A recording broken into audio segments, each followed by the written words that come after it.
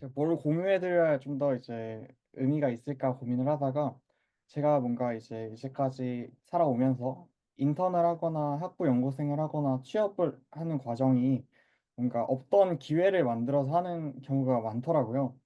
그래서 뭔가 이제 기존에 없던 길을 만드는 것, 지름길을 만드는 방법에 대해서 조금 소개해드리면 좋을 것 같아서 이 주제를 가지고 진행을 해보도록 하겠습니다.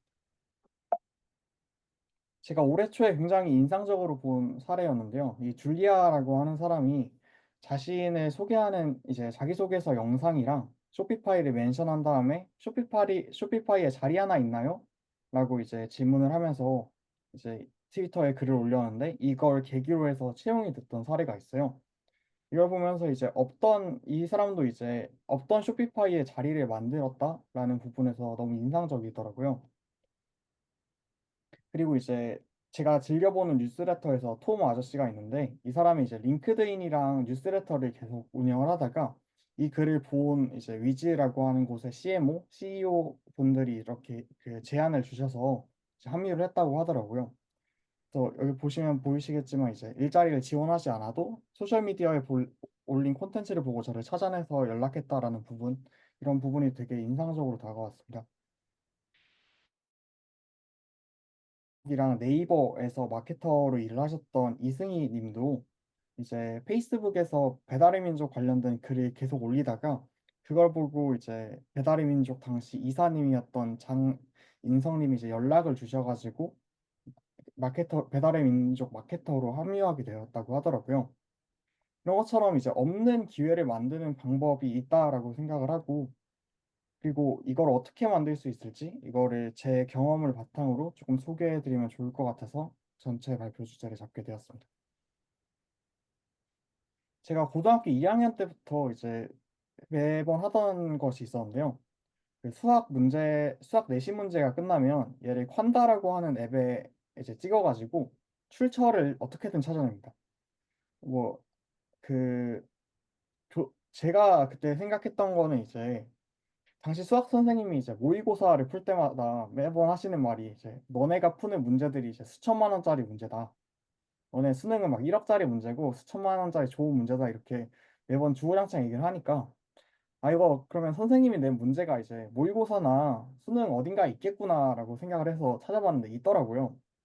막 1980년대 학력고사 이런 데 숨겨져 있어서 이제 이걸 찾아낸 다음에 그래서 이걸 기반으로 해가지고 공부를 해보니까 성적이 되게 좋게 나와서 수학 문제 시험 문제 끝나면 일단 출처를 어떻게든 찾아냈어요. 그럼 막 이상한 데서 내시더라고요. 뭐 모의고사에서 옛날 모의고사에서 내는 경우도 있고 그리고 교육 과정이 바뀌어가지고 이제는 좀 찾기 어려운 1학년인데 2학년 예전 시험 문제를 찾아봐서만 알 수 있는 곳 그런 곳에서 이제 내는 문제들이 많아서 이게 좀 큰 기회라고 생각을 했습니다. 그래서 근데 이거를 좀 더 잘 생각해 보면은 쉽게 생각할 수 있거든요.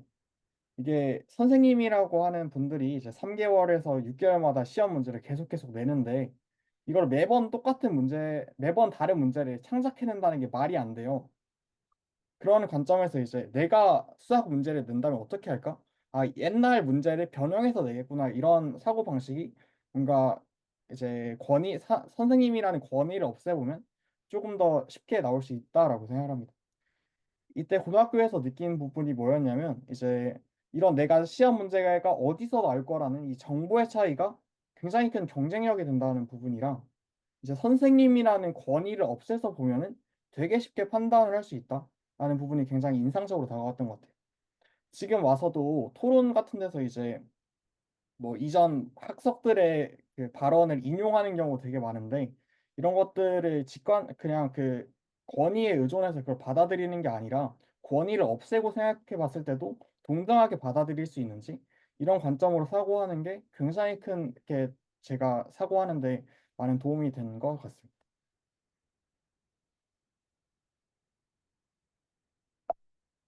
그 콘다라고 하는 앱은 이제 수학 문제 찍으면 출처를 알려주는 그런 앱입니다. 그러다가 제가 그 학부를 이제 에너지공학과로 입학을 했는데요. 당시 굉장히 고민이었던 부분이 에너지 공학 분야 중에서도 태양광이라는 분야를 계속해서 내가 끌고 가도 되냐? 라고 하는 의문이 있었던 것 같아요. 그 에너지라고 하는 분야는 정부의 정책에 따라서 어떤 게 선호되고 어떤 게 변하는지가 굉장히 강력한 분야거든요. 예전에는 화력 발전이 선호되었다가 이제는 태양광 발전이 선호되고 뭐 원자력 발전이 선호될 수도 있고 핵융합 발전이 선호될 수도 있는 건데 이렇게 계속 변화하는 분야를 계속해도 되는 게 맞나라는 의문이 있었고 태양광 분야의 제일 큰 문제는 소재가 바뀐다는 거예요. 소재가 바뀌는 분야를 내가 계속 학습해도 될까? 라는 의문이 있었는데 제가 그 당시에 곧 대학생 1학년인 상태로 얘를 판단하는 게 좀 무리라고 생각을 했습니다. 그래서 내가 이거 연구를 실무를 해보지 않으면 이거를 사고하는 게 안 되겠다라고 생각을 했는데 당시 1학년이 학부연구생을 하는 경우가 거의 없었어요. 그리고 지금도 이제 사실은 뭐 컴퓨터 공학과, 뭐 AI 하는 쪽을 제외하고는 어린 나이에 학부 연구생을 하는 경우가 거의 없었기 때문에 수업 중에 교수님 눈에 띄어서 컨택을 하는 게 굉장히 큰 방안이겠다라고 생각을 했습니다. 그래서 그때 그 제가 에너지 종합 수업이었던 걸로 기억을 하는데 교수님께서 이제 다이아몬드가 불에 타냐라고 질문한 다음에 저희가 다 네라고 대답을 했더니 본 적 없는데 판단하면 안 된다라고 하시더라고요. 그래서 가만 듣다가 요 발언을 좀 기회로 잡으면 좋을 것 같다라고 생각을 했습니다. 저희 아버지가 이전에 귀금속 사업을 하셔서 집에 좀 남아도는 이제 저렴한 다이아몬드들이 있었고요. 그리고 집에 당연히 그러면 이제 큐빅도 있기 때문에 다이아몬드랑 큐빅 가지고 올 테니까 불에 태워 보자고 이제 이야기를 해서 당시 4월 달이었는데 그 한 2주 후에 다이아몬드랑 큐빅을 가지고 와서 수업 시간에 태웁니다.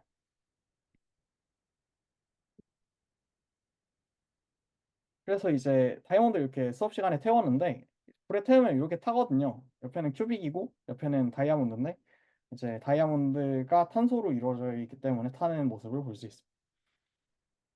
그래서 다이아를 태운 다음에 이제 제이 교수님한테 나는 다이아몬드를 태운 것처럼 연구도 이제 뭐 눈으로 보는 게 아니라 직접 해봐야 된다고 생각한다. 태양과 관련해서 교수님 연구실에서 학부 연구생 시켜줄 수 없냐라고 이제 이메일을 발송을 합니다.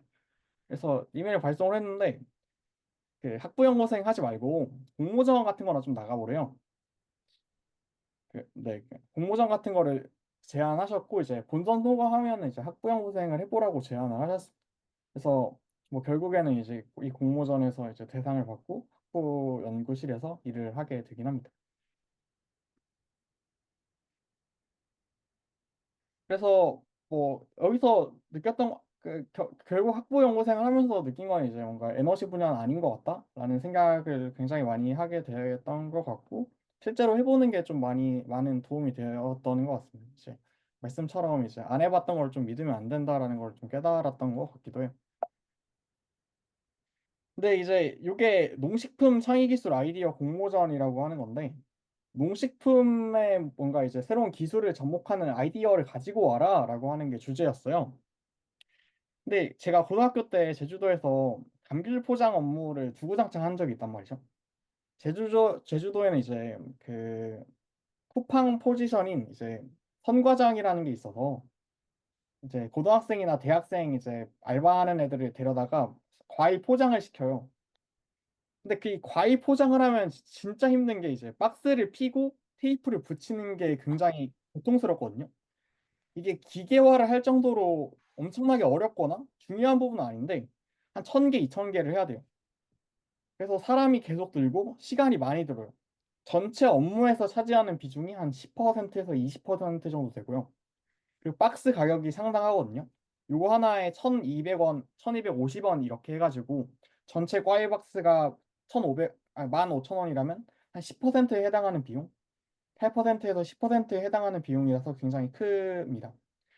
그래서 저희가 아이디어로 가져갔던 게 박스를 손쉽게 접을 수 있는 폴더블 박스라고 하는 아이디어를 가져가서 박스 이렇게 미리 다 접어놓고 거기서 이제 접기만 하면은 이제 그 포장할 때 접기만 하면 빨리 접을 수 있지 않겠냐라는 것을 아이디어로 제안해서 진짜 요 상태로 파워포인트로 그림을 그려서 서류 합격을 합니다. 그래서 저는 요런 그림 가지고 합격할 줄 몰랐거든요. 그래서 이때 좀 느꼈던 게 문제인식이 좀 괜찮으면 솔루션의 형태는 상관이 없다. 이게 사실 아이디어 공모전에서 농식품 관련 아이디어를 새로 내라라고 하는데 박스 포장을 하는 방법을 개선하는 아이디어를 낸다는 게 사실 쉽지 않거든요. 그러니까 보통 이제 그 농식품을 뭐 AI로 좀 더 잘 관리하게 만들겠다. 아니면 뭐 물 펌프 방식을 바꿔서 좀 개선하겠다. 이런 추가적인 덧붙이는 거라지 프로세스에서 박스를 개선하겠다라고 하는 거를 좀 잘 제안을 안 했나 봐요. 그래서 요런 부분을 굉장히 좋게 봐줬던 기억이 있습니다. 그래서 근데 서류를 합격했는데 발표를 어떻게 해야 될지 모르겠더라고요. 그래서 이제 당시에 처음 보았던 여기 그 김성민이라고 하는 분에게 이제 내가 시장 조사 뭐 장표 찍는 방법, 삼샘솜 이런 게 뭔지 모르겠다. 장표 찍는 방법을 좀 알려달라고 요청을 해서 이제 흔쾌하게 도와주시더라고요. 그래서 3시간 정도 이제 뭐 탐샘솜 시장 조사 방법도 좀 배우고 사랑꾼인 줄 알았는데 이혼한 연예인 뭐 안재현. 발표 구성을 좀 어떻게 짜야 되는지 좀 배워 나가면서 좀 잘 발표를 잘 준비할 수 있었는데 이때 배웠던 게 이제 잘 모르는 사람이더라도 부탁하면 좀 잘 도와준다. 이걸 굉장히 크게 배웠던 것 같아요. 그러니까 보통 사람들이 부탁을 안 하거든요. 부탁하기를 굉장히 꺼려하는데 생각보다 요청을 하면 잘 도와주세요. 그래서 뭔가 잘 도와주는 거 이러한 사람들을 잘 이용하는 것도 방법이겠다라고 하는 것을 이때 좀 많이 배웠다고 생각합니다. 그리고 발표 전날에 저희가 생각했던 아이디어를 그 당시 기숙사에 있었던 감귤박스로 이제 전날에 만들었어요. 한 새벽 4시에 이렇게 만들어가지고 본선 발표에 갔는데 진짜 좋게 봐줬어요. 다른 모든 팀이 이제 농산물 관련 학과였거든요. 뭐 충북대학교 이제 농생명공학과 막 이런 학과에서 왔는데 저희만 이런 식으로 제품을 가져갔다라는 점 그리고 이제 문제인식이 굉장히 훌륭하다라는 점을 되게 좋게 쳐주셨어요. 그리고 제품 과정이 좀 큰 것 같더라고요. 그 뭐 IT 쪽에서는 MVP라고 하는 것 같은데 이렇게 최소 기능 제품이 다른 사람을 설득하는 데 있어서 이제 굉장히 큰 영향을 미친다라고 좀 생각을 합니다.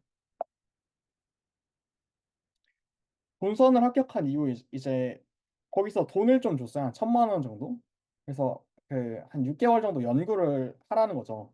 연구를 해서 뭔가 결과물을 내라고 하는 건데 요때 이제 똑같이 이제 부탁하는 것 마냥 트림 포장이라고 하는 이제 우리나라에서 한 두세 번째로 큰 이제 제지 기업한테 시제품 제작을 하고 싶다고 요청을 해서 거기 잘 도와주시더라고요.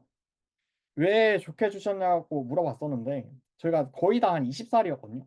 평균 나이가 한 22.2살이었던 것 같은데 20.2살이었던 것 같은데 어린 나이에 이 제지업이라는 굉장히 오래된 업계에서 변화를 시도한다라는 게 굉장히 크게 봐줬어요.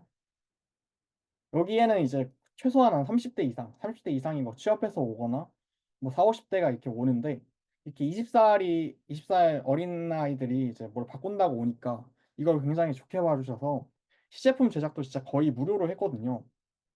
6회 했는데 진짜 처음엔 다 무료로 해주시고 총 비용이 한 100만 원도 안 들었던 것 같아요. 그래서 한 500여 개 시제품을 판매하기도 했고 그다음에 특허 등록도 진행을 해서 이제 최종적으로 대상을 받을 수 있었는데 그 이후에 이제 공모전 하는 거에 맛이 좀 들려가지고 제가 공모전 한 18개 이렇게 나가서 상금을 한 6,200만 원 정도 받았던 것 같아요. 그래서 저한테는 한 1,000만 원 정도가 떨어져 나와서 이제 1학년 때 자취를 할 정도의 월세 보증금을 마련을 하게 됩니다.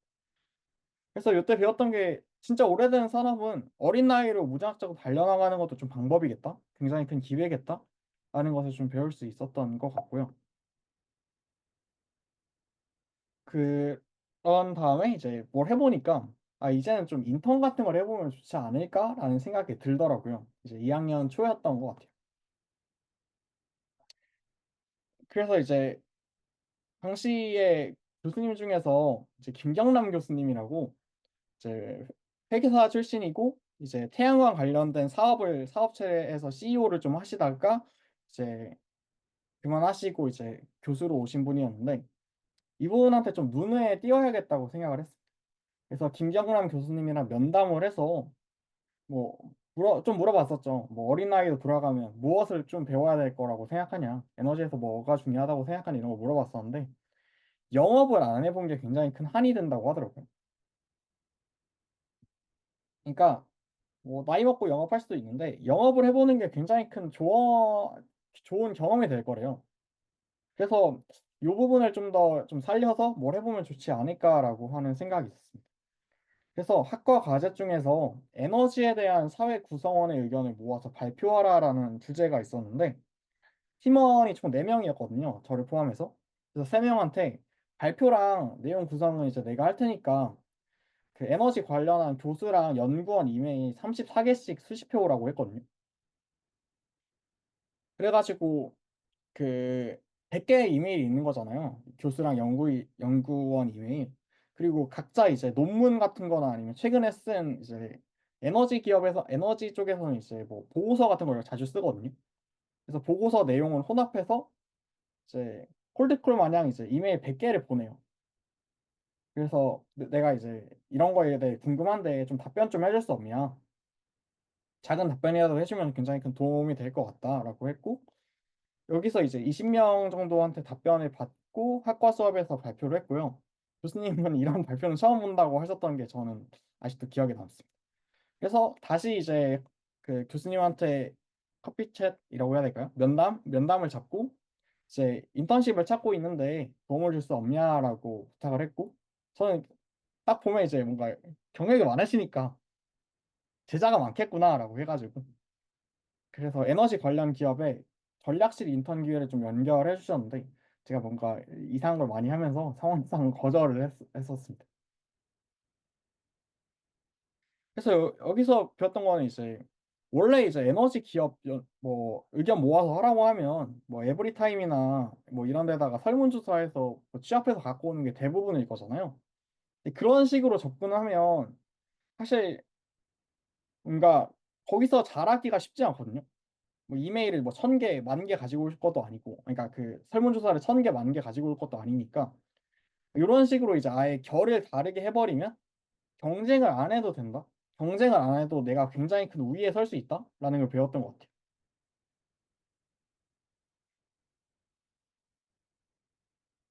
그래서 열심히 이메일을 보내서 인턴 기회를 수락했던 경험이 있습니다. 그래서 이때 인턴 안 하고 뭐 했냐?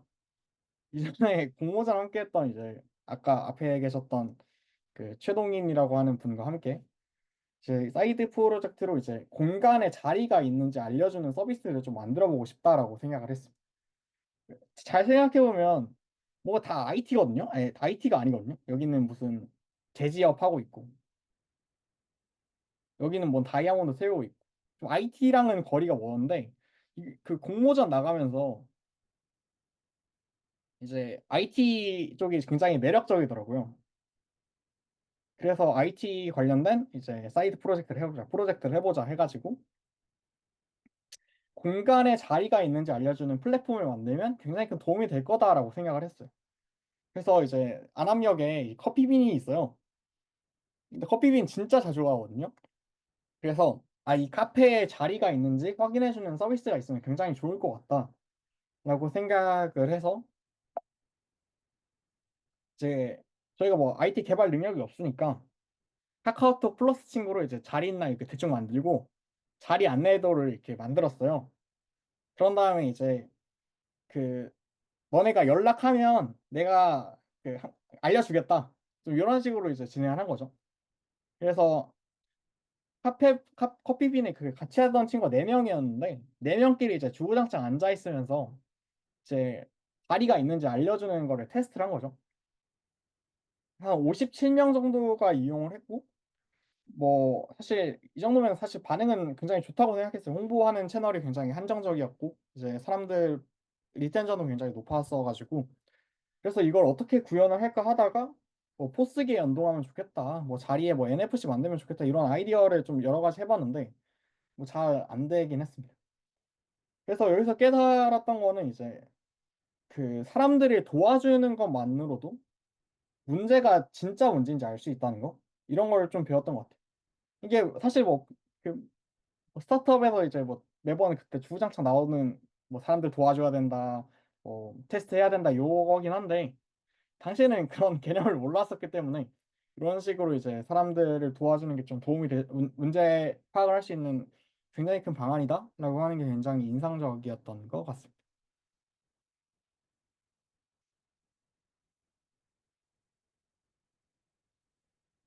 그래서 이거를 한 6개월 했었는데 잘 안 됐어요. 좀 뭐 포스기는 이제 뭐 안압력 포스기를 다 했는데 포스기는 인터넷이 안 터지더라고요.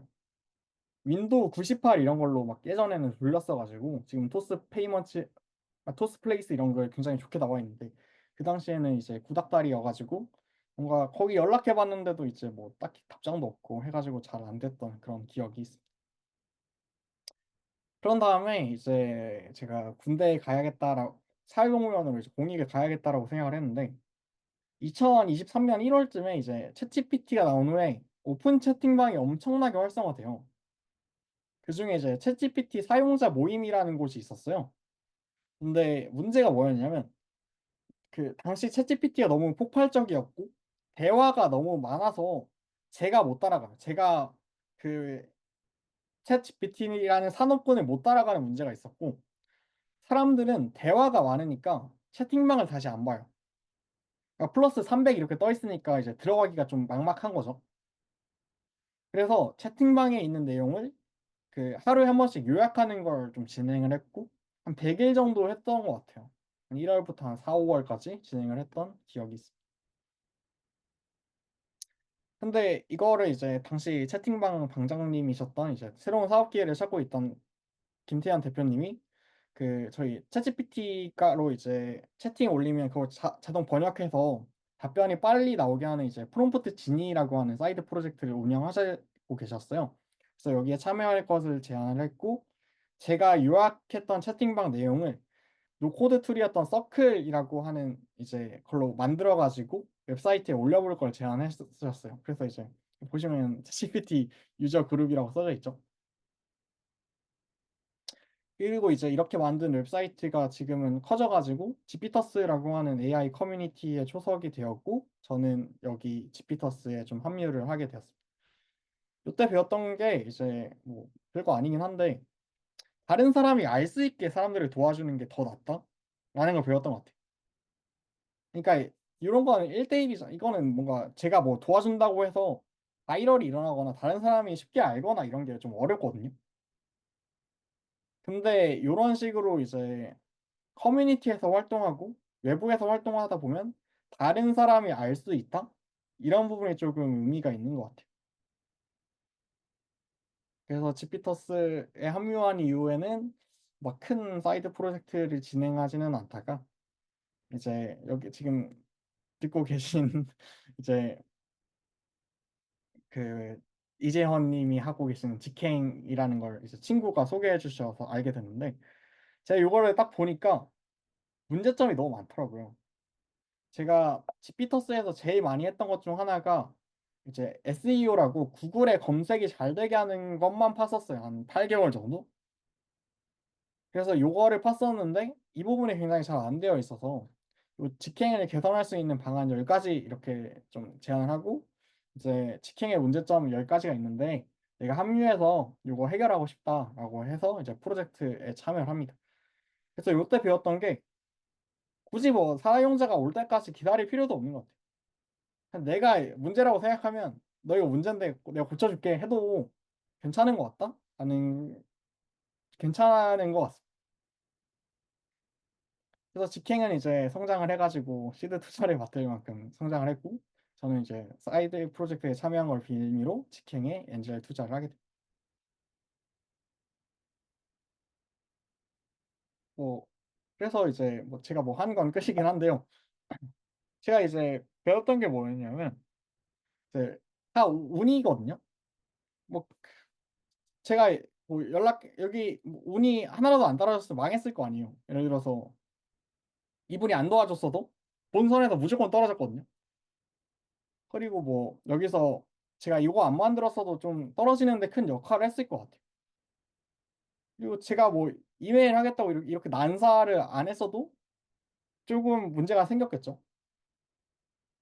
모든 건 운이라고 생각을 하는데 운이 최대가 되는 방향으로 좀 베팅을 할 수 있다고 생각해요. 내가 기회를 만들어야겠다고 작정을 하면 기회가 있는 방향으로 다른 걸 다 세팅을 할 수 있어요. 그래서 이게 정말 큰 기회 혹은 없는 기회를 좀 만들 수 있다라고 생각을 합니다. 발표는 여기까지 30분인데요. 이제 요것만 가져가셨으면 좋겠는 게 이제 다른 사람을 도와주다 보면 기회를 만들 수 있다. 이게 진짜 큰 것 같고요.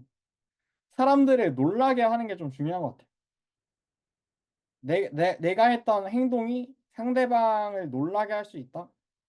요 방향, 이 놀라게 하는 횟수를 증가시키는 것만으로도 이제 뭔가 다른 큰 기회를 만들 수 있다라고 생각을 하고요. 많이들 놓치고 있는 부분이라고 생각을 하는데 사람들은 진짜 부탁하면 잘 도와주거든요. 그래서 뭐 사소한 거라도 뭐 기회가 되면 부탁해보면 좋지 않을까? 이렇게 세 가지 결론을 내보면서 오늘 발표를 마치도록 하겠습니다. 와, 큰 박수 부탁드리겠습니다. 저는 이게 우경님이 이번에 더베라 톡톡에 참여해 주신다고 한 다음에 이 시나리오를 보내주셨거든요. 그래서 시나리오를 읽으면서 일단은 굉장히 놀랐었는데, 우경님이 이러시더라고요. 자기는 별로 이렇게 특별한 게 없는데, 사람들이 좀 이렇게 많이 좋아할까 걱정을 하셨는데, 지금 반응을 보십시오, 우경님. 지금 반응이 엄청나게 좋잖아요. 결코 이게 평범한 이야기는 아닙니다. 네. 그러니까 저는 이게 우경님 그때 시나리오를 보면서 이 생각이 들었거든요. 저도 사회생활 첫 시작을 저는 외국계 회사에서 시작을 했는데 제가 그 회사에 들어가겠다고 연락을 먼저 했었거든요. 너희 회사에서 이런 거 하고 있는데 나도 관심 있는데 데려가줘 이런 식으로 저도 좀 요청을 하는 성격이었어가지고 아무튼 그렇게 들어갔었는데 저의 아주 옛날 모습을 생각나면서도 아 나는 왜 그런 모습을 많이 잃었을까라고 하는 좀 돌아보는 계기도 됐던 것 같아요. 그래서 아무튼 오늘 이야기 참 잘 들으셨죠? 네, 그 문희님도 그러시네요. 저도 인터넷 요청해서 들어갔었어요. 지금 어떻게 했나 싶네요. 이게 비슷한 마인드를 가진 사람들의 모임이기 때문에 네, 근데 저도 그 질문도 생각하니까 저도 예, 그랬던 것 같아요. 어느 매장에 가서 음료를 그치, 예, 너무 맛있어가지고 여기 예, 들어가려면 어떻게 해요라고 그 바 안에서 일하는 분한테 물어봐가지고 공채를 예, 지원했던 것 같아요. 그죠. 갑자기 생각났어, 진짜. 예. 그리고 우경님이 그 AI 방에서 요약해가지고 지피터 쪽에 합류하시듯이 저는 그 지식관리 커뮤니티에서 위키 만드는 거에서 열심히 하다가 어떤 분의 눈에 들어가지고 이제 더베러를 같은 커뮤니티를 만들 수 있는 그런 계기가 됐었거든요. 그러니까 참 그런 것 같아요. 지금 우영님께서 말씀하신 게 모두에게 적용되는 공식인 것 같고, 그리고 벼락을 맞으려면은 비 오는 날에 우산 들고 바깥에 나가야 되잖아요. 그것처럼 운을 불러 모으는 것도 확실히 저는 음. 좋은 시도와 방법론이 필요하다고 생각을 합니다. 그러면 이제 질문을 좀 들어온 게 있어가지고요. 일단 혜주님께서 혹시 도움을 요청하는 팁 같은 것도 있으려나요? 무례하지 않게 어느 정도의 접점을 가진 분들께 어떻게 말씀을 드려야 할지라고 여쭤보셨어요, 우경님. 저는 이제 제가 제일 크게 느꼈던 거는 이제 사람을 한 명 지정을 해서 와, 이렇게까지 도와줘도 되나 싶을 정도로 도와준 다음에요. 그 사람한테 요청하면 돼요. 그 사람 인맥을 써서 요청을 하면 돼요. 음. 예를 들어서 저는 이제 친구 그 자기소개서 면접 다 봐줬거든요.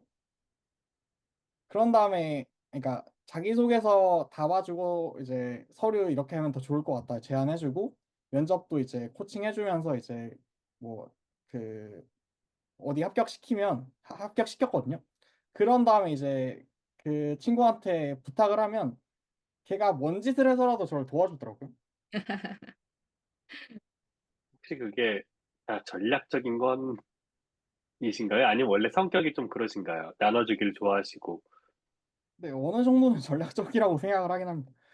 근데 그렇다고 도와주실 때 막, 내가 나중에 도움을 받아야지. 막 이러면서 사실 도와주는 건 아닐 거 아니에요. 진심을 다해서 이 사람이 진짜 합격했으면 좋겠다. 이런 마음으로 뭔가, 뭐, 면접 이력서도 봐주고 하셨을 거 아니에요. 그런 것도 있지만 아니 그러니까 제가 뭐 A라는 사람한테 도와줬어요. B랑 C랑 D한테 이제 요청을 할 때, 아, 나 A 많이 도와줬는데 라는 그냥 마인드를 가지고 그냥 요청을 해요. 아하, 그러니까 이제 그 굉장히 좋은 방법이네요. 그, 네, 뭐 좋은 생각인지는 모르겠지만, 이력서를 봐줬던 분들이 다 합격하고 막 좋은 결과가 있었나요? 서류 합격까진 그랬었는데요. 뭐 그런 것도 있었고. 근데 그리고 뭐 그러니까 사람들이 도와주면 굉장히 크게 되는 것 같아요. 뭐 예를 들어서 뭐 그 문라이트라고 하는 서비스가 있거든요. 예, 문라이트 그 스트리밍이요? 네? 그 스트리밍이요? 아, 논문 다른 거군요. 볼 수 있게 해주는 이제 음, 펜션인데 거기서 이제 당시 그 아시는 개발자 한 분께서 마케팅 좀 도와달라고 제안을 해주셔서 제가 가만 고민해 보니까 이제 그 거기가 AI로 서비스 그 논문을 요약하는 서비스라서 거기서 착안을 해서 아 그러면은 아시브에 있는 논문들 다 요약해서 웹사이트에 SEO 시키면 트래픽 늘어나겠네라고 생각을 해서 제안을 했어요. 그래서 트래픽이 많이 늘어나더라고요.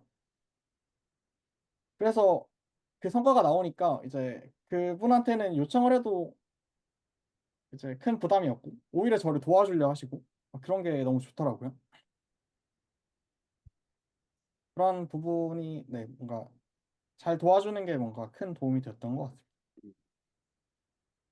역시 먼저 도와주고 이제 그걸 바탕으로 나 이제 도와줬으니까 부탁할 수 있어라는 것도 있는 거고 참 여러 가지를 좀 깨닫게 해주시네요. 혹시 다른 분들은 뭐 다른 사람들한테 부탁할 때 뭐 요령이라든지 이런 거 있으신가요? 이거를 좀 채팅으로도 남겨주시면 참 좋을 것 같아요. 근데 저도 부탁을 많이 하는 편인데 저도 부탁을 많이 받기도 하고요, 종종. 근데 부탁받으면 생각외로 되게 기분 좋아요. 그리고 그거를 성심성의껏 도와줬을 때 그분이 이제 좋아하는 모습을 보면 또 그것도 좋거든요. 그런 것도 있는 것 같아요. 그래서 굉장히 흔쾌히 도와주시는, 오히려 바쁜 와중에서도 도와주시는 분들이 은근히 많으시더라고요. 요청을 드리면은. 네, 저는 이랬습니다. 그리고 지금은 또 질문 있으시면 남겨주세요. 그리고 제가 개인적으로 궁금한 건데, 굉장히 우경님 같은 경우에는 어떤 상황이 있으면은, 그 문제를 해결하는 프로블럼 솔빙이라고 하죠.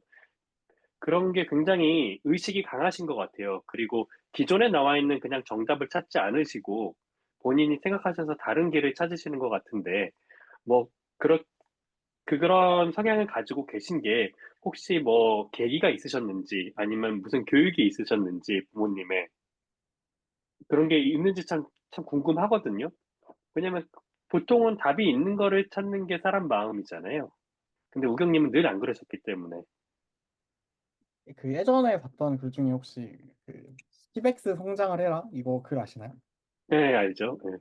요 글이 좀 많이 도움이 됐던 것 같아요. 뭐 아실지 모르겠지만 이제 그 내용이 뭐냐면 10% 성장하는 것보다 10배 성장하는 게 더 쉽다. 그래서 네. 인스타그램을 1000명 단위로 제가 뭐 900명인데 1000명을 만드는 것보다 만들 때의 접근법이랑 이제 900명인데 뭐 10만 명, 100만 명을 만들 때 접근법은 분명 달라야 될 거거든요. 근데 오히려 10만 명, 100만 명 만들 때 접근법이 더 편할 수도 있다. 이런 부분이 좀 이런 부분을 좀 보고 이제 뭔가 많이 배웠던 이러한 관점을 좀 많이 가지려고 했던 것 같아요. 오히려 좀 더 크게 생각해 보기, 관점을 계속 바꾸어서 생각해 보기. 그럼 그거를 콴다를 썼을 때도 그런 마인드가 있으셨던 건가요? 2006년, 17년 이럴 때도? 그래 뭔가 딱히 계기가 있다기보다는 그때는 어떻게든 쉽게 하고 싶다 좀 이런 느낌이었던 것 같습니다. 또 어떻게 보면 좀 더 효율적으로 뭔가를 이루고자 하는 마인드가 있으셨던 거네요, 어렸을 때부터. 기왕 같은 결과를 내자면은 효율적으로 하고, 또 같은 결과를 내는 것보다는 훨씬 더 큰 결과를 내고 싶다라는 게 늘 있으셨던 거네요. 네, 그랬던 것 같습니다. 어, 네, 감사합니다. 선배님이 그리고, 변리사 계속 준비하고 계신지 문의가 그, 있으셨어요? 요때가 변리사 준비했을 때거든요. 아, 음, 근데 이제 변리사가 좋은 그 미래일지 잘 모르겠어가지고 이제 그만하게 음, 됐어요. 우경님 성격이랑은 이제 안 어울릴 것 같아요. 변리사가, 예, 제 주변에도 친구들이 변리사가 많은데, 쉽지 않더라고요. 저는. 음. 자, 어, 질문이 오셨어요. 커티스님께서, 지금도 젊은 나이시지만 다시 대학교 1학년으로 돌아간다면 무엇에 집중하고 싶으신가요? 바꾸고 싶은 거라든지. 좀 생각을 해봐야 될 것 같은데요. 구애가 없지군요. 실패했던 경험들도 있으실 것 같은데 그것도 혹시 뭐 이야기해 주실 만한 것들이 있을까요? 뭐, 저는 이제 뭐 사실 롯데 이메일 뭐 보내고 그 공격적으로 답변 오시는 분들도 있었단 말이에요. 어, 사실 뭐 영업 이메일 보내면 다 비슷비슷하겠지만 이제 그런 게 좀 고통스러웠던 게 있고 요 과정이 진짜 고통스러웠던 것 같아요. 음, 그거를 계속 이제 찾아서 다른 것도 막 테스트하고 막 그랬었는데 그게 좀 너무 힘들었던 기억이 있네요. 결과가 좋지 않아서 뭔가 그거에 대한 왜일까에 대한 것 때문에 그랬을까요? 요때 이제 프로젝트를 좀 더 크게 키우려고 진행을 음, 하면서 20명, 25명 이렇게 진행을 했었는데 그런 걸 좀 잘 관리하지 못한 것도 매니징하지 못한 것도 굉장히 좀 힘들었고 이제 서비스를 구현하려고 막 그 당시 포스기 회사한테 이제 이메일 날리고 이제 면담 요청하고 이런 것도 다 거절당하고 좀 이런 부분 뭔가 이제 도대체 어떻게 해야 될지 모르겠을 때 좀 막막했던 것 같아요. 저 때가 몇 년도였던 거죠? 그거요? 네, 저 자리 있나 있었을 때가 21년도 1학년 때네요. 아니 순서가 바뀌었네요. 4년 전이니까 그때도 저런 서비스들이 있었나? 좀 빠르지 지금 같았으면 더 쉽게 무언가 구현할 수 있었을 것 같은데 뭔가 좀 아쉬운 마음이 드네요. 네, 그럼 또 이제 다음 질문으로 넘어갈게요. 그럼, 그 1학년으로 돌아가신다면 무엇에 집중하고 싶으신가요?는 실패 사례로 지금 대답을 대신 해주셨고요. 그 다음에 춘배님, 혜주님, 문희님 모두 다 지금은 어떤 미래를 그리고 계신지, 어떤 방향성을 가지고 계신지, 인생의 목표라든지, 이런 걸 많은 분이 궁금해 하세요.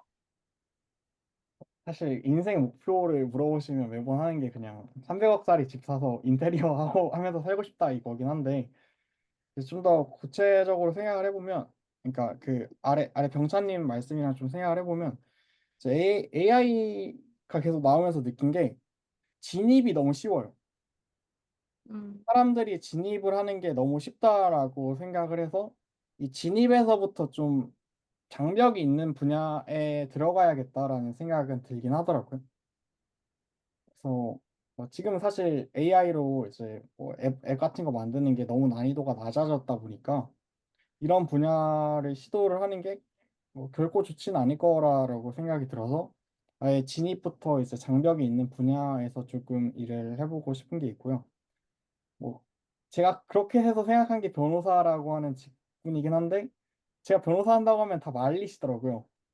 그렇지만 저는 이제 진입에 해자가 있는 그러니까 진입에서부터의 좀 장벽이 있는 그런 분야에서 시작을 할 것 같고 그런 분야에서 첫 커리어를 시작하지 않을까? 첫 커리어 졸업 후에 이제 첫 직장을 시작하지 않을까 생각하고 있습니다.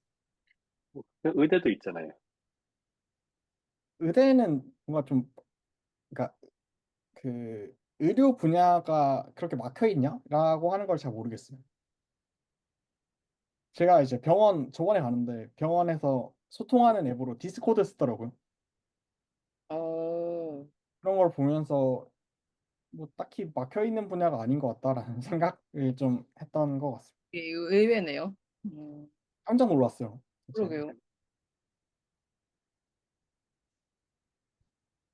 제이님께서 도와줄 때 성공하리라는 확신이 있었어요. 불확실성을 어떻게 극복하셨는지 궁금합니다라고 하십니다. 이 도와줄 때 하라라는 게 좀 어떤 느낌으로 하시는 걸까요? 제가 도와주는 걸까요? 아니면 도움을 받는 걸까요?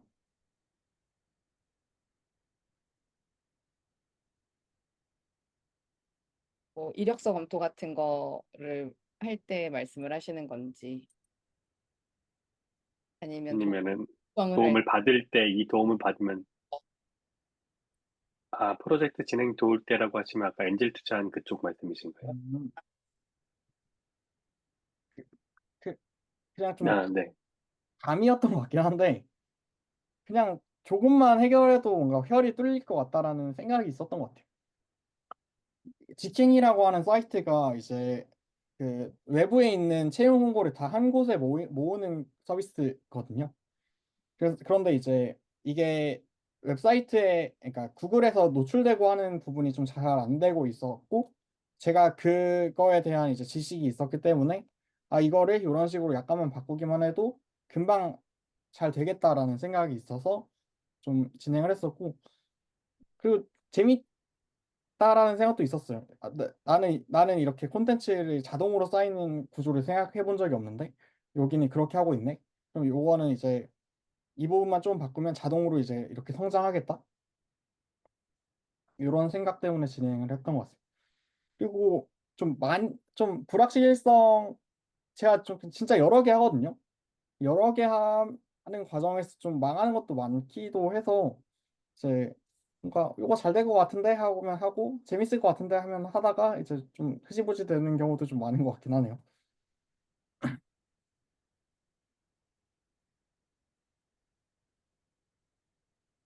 또 엘빈님께서 문제를 발견하는 인사이트, 시선은 평소에 늘 어떤 것을 바라볼 때 어떤 게 문제인지 이 불편을 해소하면 도움이 되겠다는 생각을 항시 장착하고 있어서 그런가요? 제가 이제 직피터스에서 뉴스레터를 진짜 많이 썼거든요. 근데 뉴스레터에서 이제 그 한 8개월 정도는 이제 태연님이 항상 피드백을 주셨었어요. 근데 피드백을 줄 때 항상 하던 소리가 너가 재밌었으면 이유가 있는 거다. 그러니까 너가 재밌는 이유를 찾아야 된다. 이게 왜 흥미로운지 이유를 찾아야 된다. 라고 하는 부분이 하나가 있었고 그리고 고통을 드러낼 때 글이 재밌어진대요. 나의 사용자가 이제 그냥 글을 좀 행복하게 다 쓰는 게 아니라 내가 이러한 부분에 고통을 느껴서 고통을 느끼고 있다. 그래서 이거를 이런 식으로 해결했다. 이런 식으로 하는 플롯이 훨씬 재밌다고 하더라고요. 근데 가만 보니까 굉장히 맞는 말인 것 같은 거예요. 예를 들어서 이제 글을 쓰는 사람, 글을 별로 안 쓰는 사람들은 글의 글쓰기의 고통이 글쓰기를 시작하는 거, 글의 주제를 찾는 거, 이렇게 생각하기 쉬운데 글을 많이 쓰다 보면 사실 문제는 내가 글 썼는데 글 열심히 썼는데 반응이 없으면 굉장히 힘들거든요. 그럼 다른 사람을 뭐 강의로서 도와준다고 했을 때 오히려 뭐그 링크드인 100명 공유되는 좋아요 100개 받는 글쓰기 이런 게 좀 더 효과적일 수도 있다는 거예요.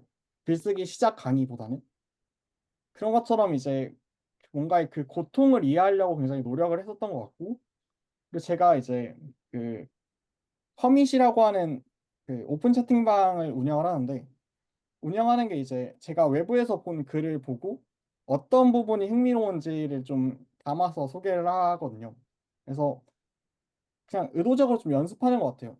무엇이 있을 때 이 사람이 왜 이거를 글을 쓸 정도로 이제 나한테 공유를 해준 글을 썼는지 어떤 부분이 흥미로워서 글을 썼고 어떤 부분이 고통스러워서 글을 썼는지 이런 거를 좀 보려고 좀 연습을 하는 것 같습니다. 와, 대단하십니다. 자, 다음 질문입니다. 우경님이 다양한 기회를 만들고자 하는 그 동기는 무엇인가요? 다양한 경험을 해야지 무엇을 해야 할지에 대한 결론이 날 것 같아서인가요? 창업 쪽으로 가실 거라고 생각했는데 졸업 후 변호사를 염두에 두고 계신다 하여 질문드립니다. 저는 이거는 그 제일 좋아하는 글이거든요. 잘못된 언덕을 오르기라는 글인데 잠시만요.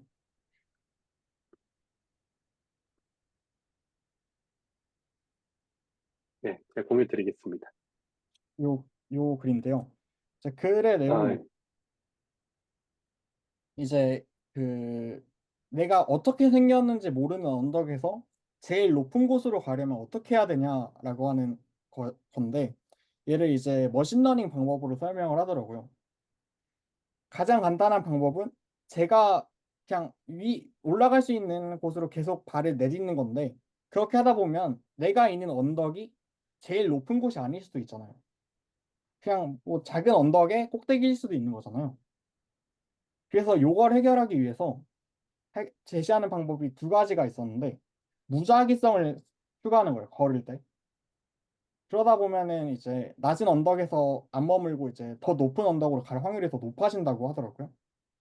또는 여러 가지를 시도해보고, 그런 다음에 이제 내가 갔던 곳 중에 뭐가 제일 높은 곳을 갈 수 있는지를 좀 판단해서 거기서 시작하는 거. 이 두 가지 방법이 좀 해답이라고 제안을 해줬는데, 저 이게 너무 공감이 됐어요. 20살, 20대고 20살은 충분히 뭔가를 이제 계속 시도해보고 뭔가를 해볼 수 있는 나이라고 생각하거든요. 뭔가에 변주를 주고 뭔가를 시도해보는 게 전혀 거리낌이 있는 나이는 아니라고 생각해요. 나이가 들면 뭔가 이제 뭐 가정이 생기거나 이러면 제가 책임져야 할 게 있는데, 전 지금 책임질 게 없잖아요. 저는 그냥 뭐 월 80만 원만 있으면 살 수 있단 말이에요. 그런 것처럼 제가 책임질 게 없는 상황에서 여러 가지를 시도해보면서 내가 갈 수 있는 게 제일 높은 곳이 어딘지를 찾아보는 과정이 있다고 생각을 하고, 거기서 제일 높은 것이 무엇이라고 생각을 했을 때, 저는 이제 뭔가 이제 기술의 해자가 있어야 된다 라고 하는 생각이 있다고 생각합니다.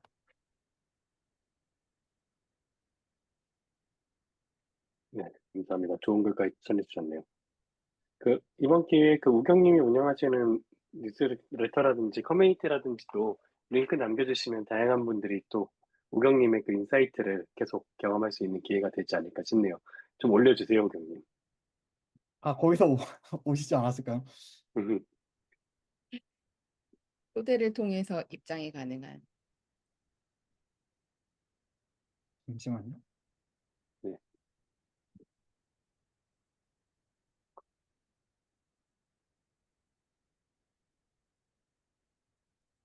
저희 오늘 진행한 더베러 관련해서 소개를 한번 틈을 타서. 네, 저희 더베러 톡톡 오늘 진행한 저희 더베러 커뮤니티는 성장 마인드를 가진 사람들이 모여서 각자의 경험을 나누고 함께 성장하는 커뮤니티거든요. 저희 뉴스레터도 있고 카카오톡 방도 있으니까 한번 참여를 해주세요. 홈페이지는 지금 공사 중입니다, 참고로. 네, 그리고 우영님께서 채팅방과 뉴스레터 공유해 주셨으니까요. 앞으로도 쭉 우영님의 인사이트를 가까이서 보고 싶으시다면 꼭 참여를 부탁드리겠습니다. 그래서 일단 네, 질문들도 이제 끝났고 이제 좀 마무리를 해볼게요. 아무튼 오늘 우경님의 이 시간을 통해서 세 가지 핵심 메시지를 정리해 주셨죠. 첫 번째는 다른 사람을 도와주면 기회를 만들 수 있고, 그리고 두 번째로 사람들을 놀라게 만들어야 되고, 세 번째 사람들은 부탁하면 도와준다. 이 세 가지가 정말 핵심이었죠. 그리고 무엇보다 제가 우경님의 이야기에서 느낀 건 뭐냐면 처음부터 완벽할 필요가 없다라는 거였어요. 그림판으로 그린 아이디어도 아까 PT로 만들었지만 최소 기능 제품도 그리고 처음에는 채팅방 요약도 막 완벽하지 않았겠죠. 하지만 완벽하지 않았지만 계속 시도하셨고 그게 기회가 됐다고 생각을 합니다. 계속 언덕을 왔다 갔다 오르신 것 같아요.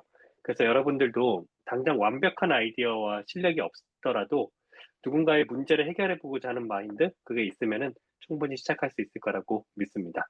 오늘 참여해주신 모든 분들, 그리고 소중한 경험을 나눠주신 우경님께 다시 한번 큰 박수 부탁드리겠습니다. 그리고 저희 다음 더베러 톡톡 한번 소개해 주시겠어요? 네, 다음 더베러 톡톡도 굉장히, 당장 다음 주죠? 8월 5일. 정합니다. 네, 오후 10시에는 모든 인풋을 아웃풋으로 엔지니어링 하라. 라는 AI 엔지니어분의 실전 아웃풋 비법 공개라는 주제로 현직 AI 엔지니어이자 인공지능 석사 과정 중인 문희님을 모실 예정입니다. 그래서 문희님이 이제까지 배우고 경험한 모든 것들, 스터디 운영, 강의, 멘토링, 외부 기구, 책 출판까지 다양한 형태의 아웃풋을 만드시는 분인데요. 특히 최근에 직장인 AI 대학원 입학 바이블이라는 어마어마한 책도 출간하셨어요. 여러분들의 인풋 대비 아웃풋 비율을 높일 수 있는 실전 노하우도 들을 수 있으시니까요. 다시 한번 말씀드리지만 같은 성장 마인드를 가진 사람들이 어떠한 마인드를 가지고 어떻게 행동해서 어떤 결과를 맞이했나를 몸소 경험할 수 있는 좋은 시간이 될 테니까요. 다음 주 더베러 톡톡도 잊지 말고 꼭 참여 부탁드리겠습니다. 그리고 다시 한번 오늘 우경님 귀한 시간 내주셔서 진심으로 감사드리고 마지막 인사 한번 부탁드릴게요. 안부하고 싶으신 말씀입니다. 아무것도 아닌데 40명이나 들어와 주셔서 너무 감사합니다. 아무것도 아니라니요. 아무것도 아니라니. 아무튼 언제나 우경님의 새로운 언덕 그리고 나중에 산에 올라가실 때까지의 여정을 응원을 하면서 늘 옆에서 저희들이 바라보고 응원하고 있겠습니다. 네, 그러면 이것으로 오늘의 더베러 톡택을 마치도록 하겠습니다. 그럼 우리 또 다음 주에 만나요. 참여해 주셔서 감사합니다. 더베러 채팅방에도 오시고 다음 주 문희님 더베러 톡톡도 많이 홍보해 주시고 공유해 주셔가지고 참석해 주세요.